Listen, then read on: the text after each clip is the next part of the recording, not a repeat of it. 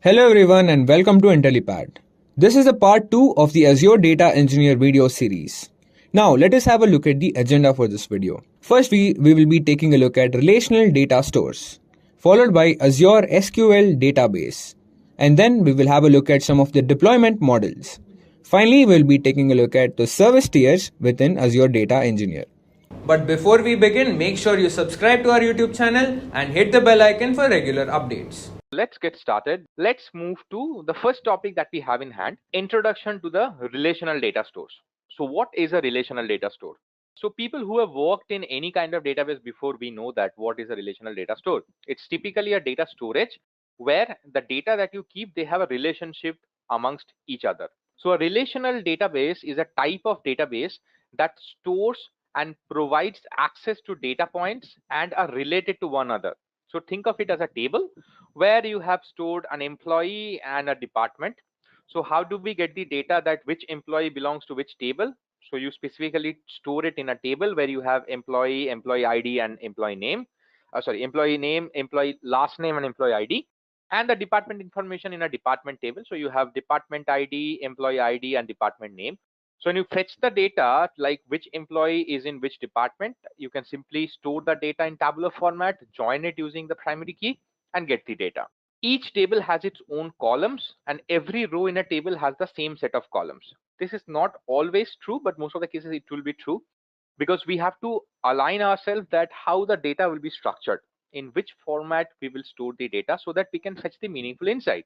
Relational databases organize data as a series of two-dimensional table with rows and columns. So this is an important aspect when we talk about any relational database in any kind of RDBMS, be it an Oracle, be it SQL Server, whatever it is. The data is always stored in a 2D model.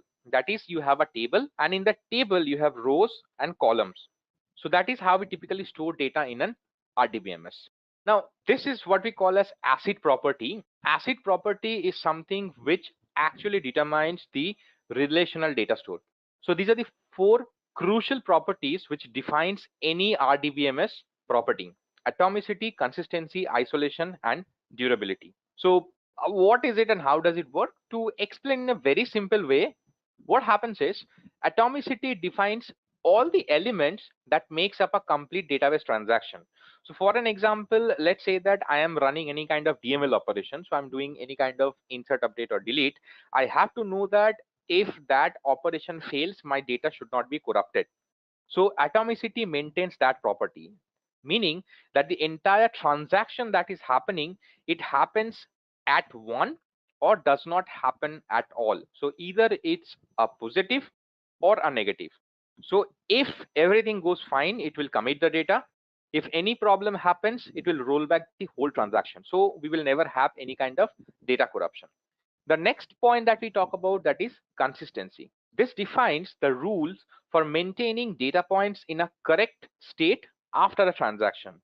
This means that the database must be consistent before and after the transaction, meaning that before the transaction, whatever data I had, after the transaction, of course, the data would change. Either it would be inserted, maybe some rows got updated, or some rows got deleted. But my database should not break. My data should be consistent. So consistency maintains that. Then we talk about isolation. Keeps the effect of a transaction invisible to others until it is committed, to avoid confusion. Meaning that in my database, I have n number of tables, and at one go, all these tables are getting inserted, updated, or deleted. So it should not happen that one transaction blocks the other transaction. That should not happen. So all these transactions should be independent of each other. So isolation maintains that. Then finally, we have durability. This ensures that data changes become permanent once the transaction is completed. So it can happen that whenever we are running any kind of transaction, the system might fail. So this makes sure, the durability makes sure that if a transaction is successful, the modified records are always written to the disk, even if a failure occurs. When our transaction has completed, this result should be permanent and it should be written on the disk. So durability maintains that. So these five properties define any kind of RDBMS: atomicity, consistency, isolation, and durability. This is again for most of the folks, this can be a refresher. People who have already worked in RDBMS for a pretty long time, it's a refresher. Now, when we come to Azure, how does Microsoft give us what type of RDBMS? So Microsoft provides us with four style of RDBMS. One is Azure SQL. The another one is Azure Database for MySQL, Azure Database for PostgreSQL, and Azure Database for MariaDB. So all these four databases are available as PaaS, platform as a service, from Azure. Let's talk about Azure SQL Database, which is Microsoft's own product, and they have spent so much of time in moving this into a DB PaaS. So what is Azure SQL Database? Azure SQL Database is a general purpose relational database provided as a managed service, meaning that whenever we are going for an Azure SQL DB, Microsoft will take care of the management. So they will take care of the storage, the hardware, the processing, everything is managed by Microsoft. We don't have to bother about it. With this, you can create highly available and high performance data storage layer for the applications and solutions in Azure. So whenever we have created any kind of Azure SQL, we can easily fetch the data from the Azure SQL DB, integrate that with any other program or application that we have, and we are good to go. Right choice for a variety of modern cloud applications because it enables you to process both relational data and non-relational structures. So starting with the release of SQL Server 2016, Microsoft had enabled support for JSON. So we could read JSON file, we could output JSON file. That same fundamentals are also present in the Azure SQL. So since this is an RDBMS, we can always store and fetch the data in relational format. On top of that, we can parse JSON, that is non-relational data as well. You can use advanced query processing features such as high performance in-memory technology and intelligent query processing.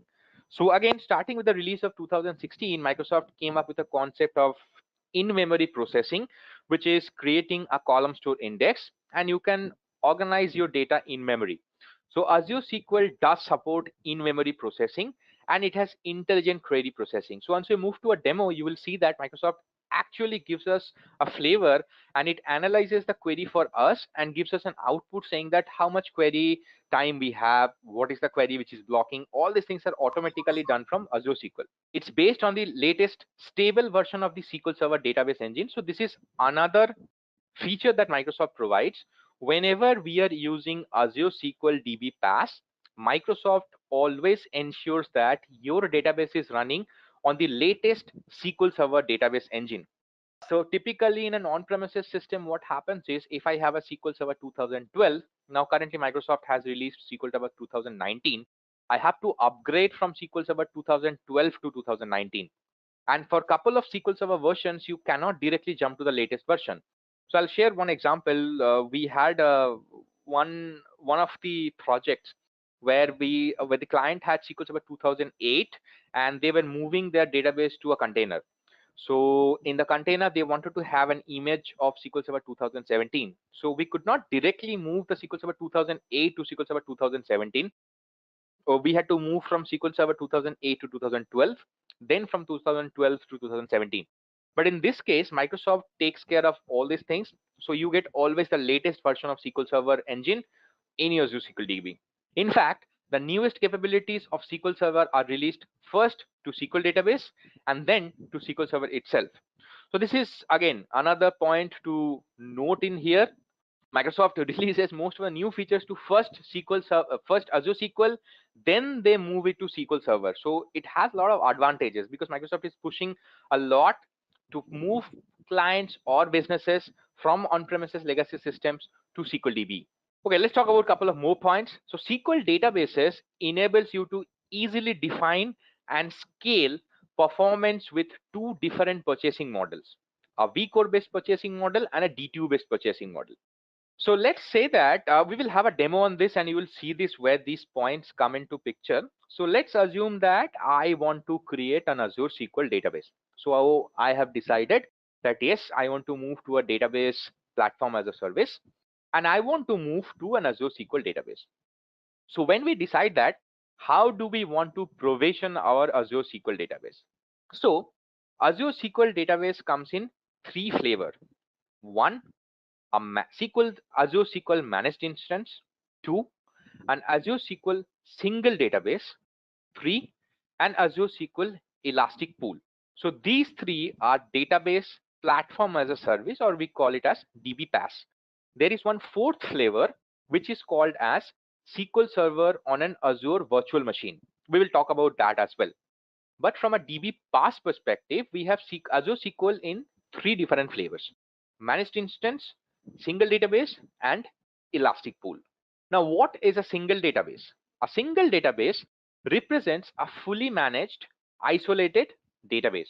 When we create an Azure SQL single database, now typically, let's take a step back. Let's say that I have an on-premises system where I have a Windows server as a OS, and I'm installing SQL Server on it. So what do I have to do? I have to install the ISO file. Then I have to create a server. I have to set up the username, password, who will be the DB owner, give separate permissions and the typical stuff. Then once I log in, I can create my databases. So I can create multiple databases based on the version of SQL Server that you're using. So when we move to Azure SQL, you don't need to create a server. You can quickly create a database. Single database, when I choose this option, it means that I can create a fully managed, isolated database. Now then you're going to come and ask me, then what happens to the server? Well, yes, there is a logical server that Microsoft recommends, but this server is not similar to what SQL Server we have. So this server is not something where we can do our DB admin operations. This is a logical server on which Microsoft hosts the master model, TempDB, and other system databases, MSDB. I forgot the name. And the database that we have created, we can log into that. So let's say that I have created a database called as employee. So I can just see the database and I can start working on that. A single database is similar to a contained database in SQL Server database engine. So when we have an on-premises SQL Server, we log into a server and we can see one database. Same thing here. The only thing is that the server is maintained by Microsoft. You might use this option if you have modern cloud application and microservices that need a single reliable data source. So this scenario, again, from a project perspective, what happens is there will be multiple applications where the database, where a lot of clients, they need only one single database where they store the data and they can fetch the data in other applications. But in an on-premises system, what we have to do, we have to buy a full SQL Server license, and in that you might have one database. So the the capital cost for this one is huge. But when we move to a modern cloud-based approach, we can quickly create one single database. I don't need to buy for the license. I can save that in Azure and I can use this in my application. So the cost becomes pretty cheap. Then what is a managed instance? A managed instance is a fully managed instance of SQL Server database engine. So Microsoft says that whenever we are creating a SQL managed instance, it is 100% compatible with on-premises SQL Server. But what is the difference then? The difference is, again, if I have created a SQL managed instance, in SQL managed instance, I don't need to maintain any kind of database administrator activity.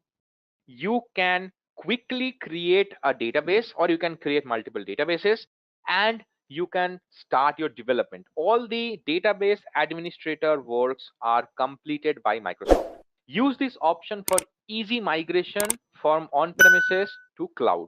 So this is again another recommendation from Microsoft. So there is a technique that we call as lift and shift, meaning that if a client has an on-premises SQL Server and if they want to move their data to cloud, Microsoft recommends that move to SQL MI or managed instance, which is 100% compatible with your on-premises SQL Server, and you can quickly move your data using Azure Data Migration Services. It contains a set of databases that can be used together. So it's not a single database. You can have multiple databases. Then comes the third flavor, which is the Elastic Pool. So Elastic Pool is, again, it's a collection of single databases with a shared set of resources such as CPU or memory.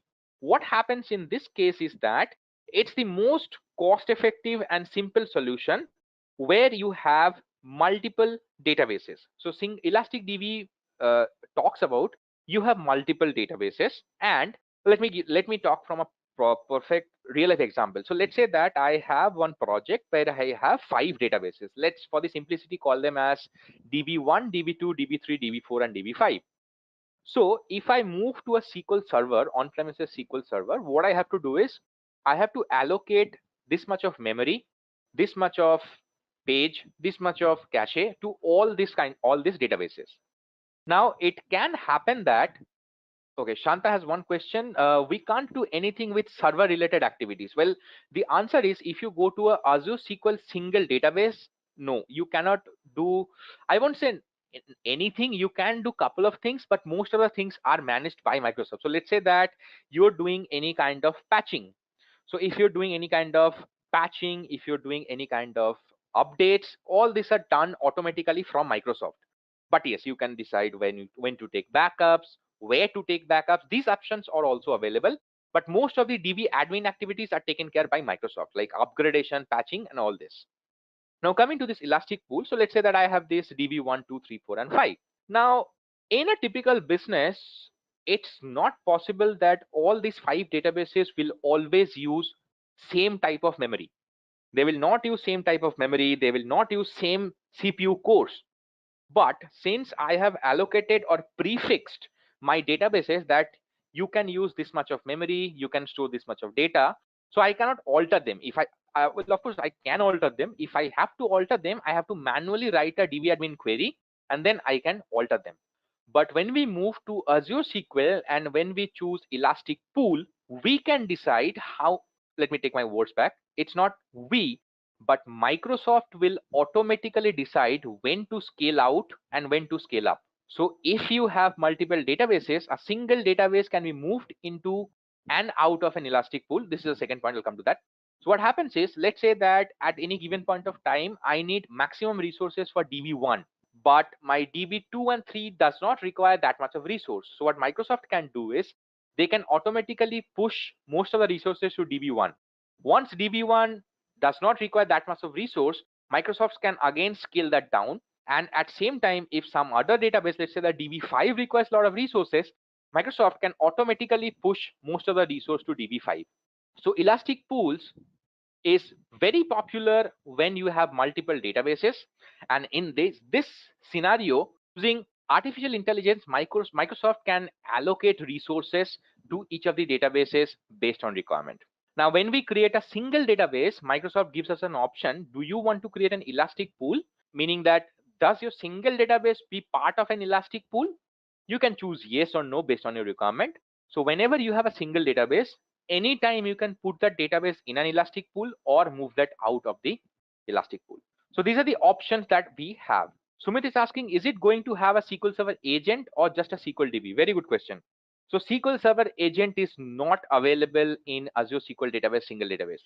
For that, you need to go for MI, or the managed instance. Sandy is asking, how about security, users and user groups, how it varies from on-premises SQL Server? Very good question. So yes, security groups are very, very important. We have a dedicated chapter about security groups. So is it fine that if I take that question in that window? But yes, to give you a short answer, we have all these provisions, and all the Azure services, the SQL that you create, any flavor of choice, it is there.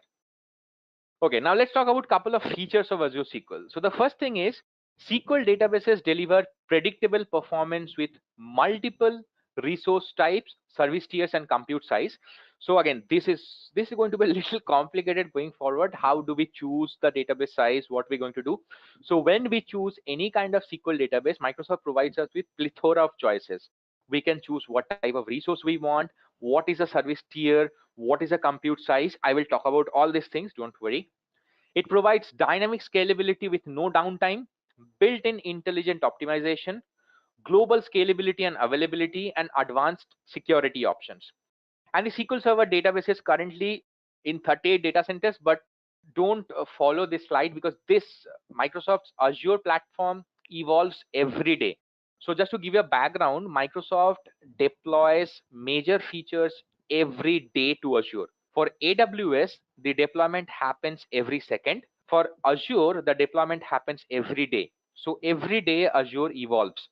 So it is impossible to track which is the latest version from Microsoft. So the only way is that you can go to azure.update.com. There you can find what is going on. Okay, now let's talk about service tiers. Now, before that, I talk about service tier. Now, let me talk about the DTU and the vCore models. Now, before I move into all these topics like DTU, service tiers, and what are the other things that we have. Okay, one more question I got from Shanta. How MS will provide single DB? Will they create and share the DB or just like Azure SQL Server? So when we create a single database, Microsoft will create a logical server at the backend, and you get to access to one and only one database. But this database you cannot share with anything.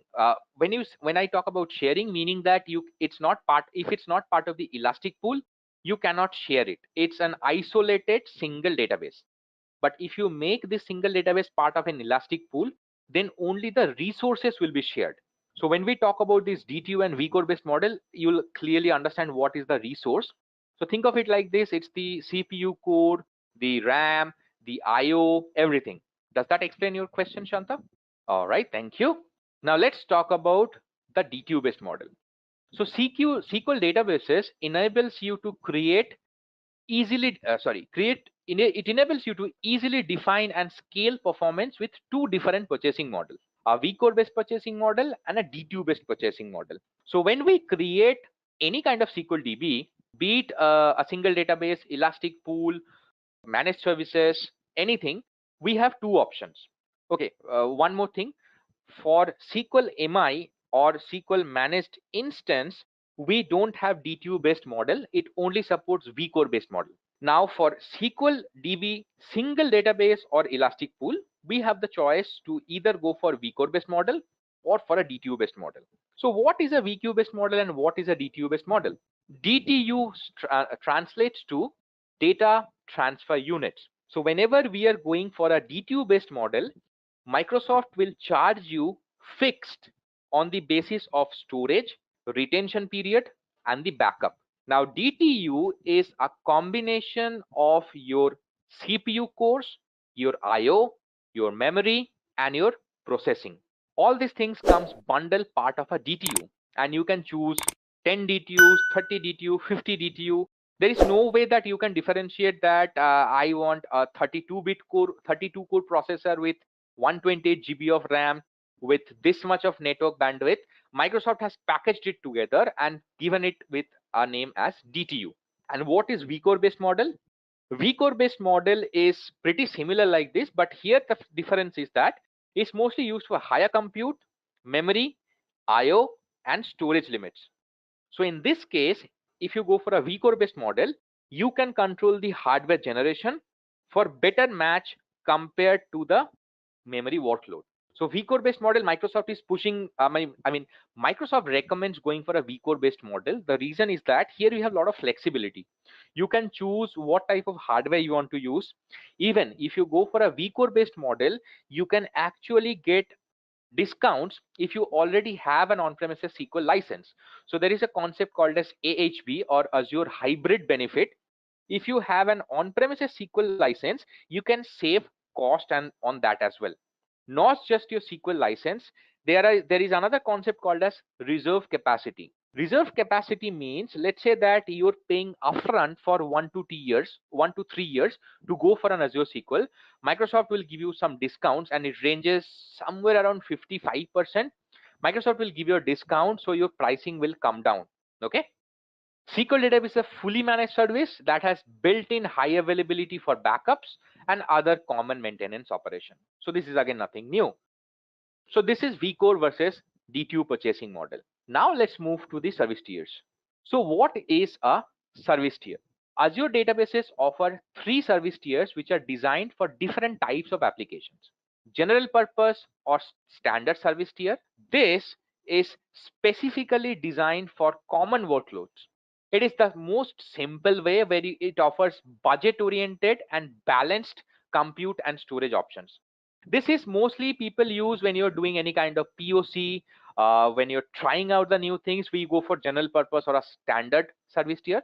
Then we have the business critical or premium service tier. This is designed for OLTP applications with high transaction rates and lowest latency I/O. It offers the highest resilience to failures by using several isolated replicas. So whenever we are going for a business critical or a premium service tier, Microsoft gives you more cores, more memory, more I/O buffers so that it becomes better. Then we have hyperscale. This service tier design is for very large OLTP database and the ability to auto scale storage and scale compute fluidly. So when you're going for hyperscale, this is the top tier of the service tier. If you're choosing a hyperscale service tier, then Microsoft provides a very large data set, auto scaling, so it can automatically get more temp-db space or reduce the temp-db space. All these things are automatically done in the hyperscale service tier. And not to mention, of course, the cost is less for the general purpose, moderate for business critical, and highest for hyperscale. So these are the three service tiers that Microsoft offers. So there is one more thing that we call as compute tier. So we talked about the service tier, then there is something called as compute tiers. So what this compute tier talks about is, in compute tier you have two options. One is a provisional compute, the other one is a serverless compute. What is a provisional compute? Provisional compute is, it is specific amount of compute resource which is continuously provisioned independent of the workload activity, and that amount is billed based on a fixed rate per hour. So if you're going for a provisional compute, based on the choice that you have selected, Microsoft will allocate that much of memory to your server. No, I won't say server, to your database, and for that you will be billed at fixed rate per hour. Then what is the other type of compute tier that we have? That is serverless compute. So serverless compute will auto scale based on your workload demand and bills for the amount of compute that you use on the basis of per second. So this can automatically pause the database if there is any inactive period. Normally it doesn't happen, so this option is there. It can pause it if there is any inactive period, then your only storage amount will be billed. As soon as your database comes back online, then your transactions will be chargeable. So these are all the things that we have whenever we are creating any kind of Azure SQL database. Just a quick info, guys. If you want to make a career in data engineering, then Intellipaat provides an advanced certification in data engineering associated with MIT. This course is designed to upskill and land your dream job.